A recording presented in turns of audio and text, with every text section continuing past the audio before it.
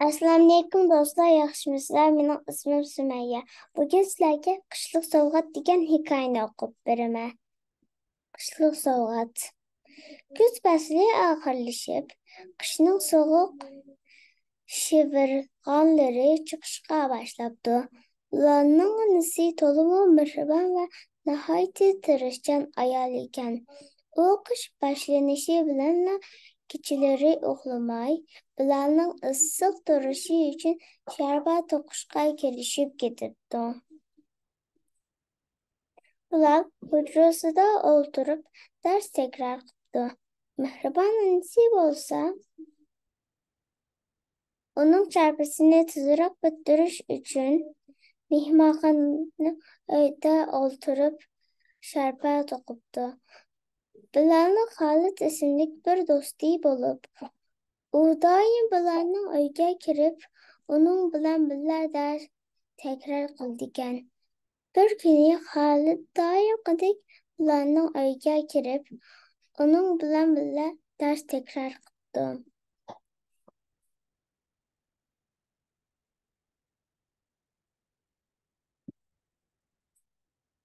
Ular Xolidga qarab, "Adosh, nima uning senga sharpa to'qib bermaydi?"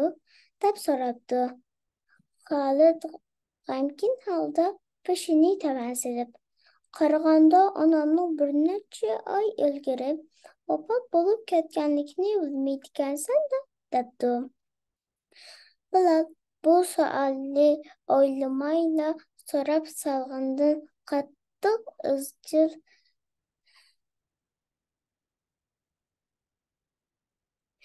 bo'pti. U bularning ko'ngli yerim qilmaslik uchun gapni boshqa yoqqa buyurib, dars takrorlashni davom qildi. Ularning onasi ularning qarang'ishiga quloq solgach, sharpani to'qdi. Bir necha kundan keyin bularning do'sti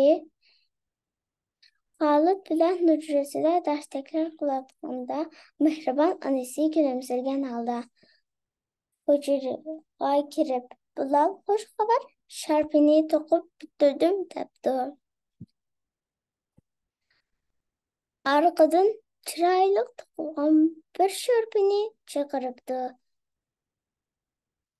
Bilal nihoyatda xushal holda onasining yoniga yugurib boribdi va "Alloh rahmat qilsin, ana, ko'p jafo chekdingiz.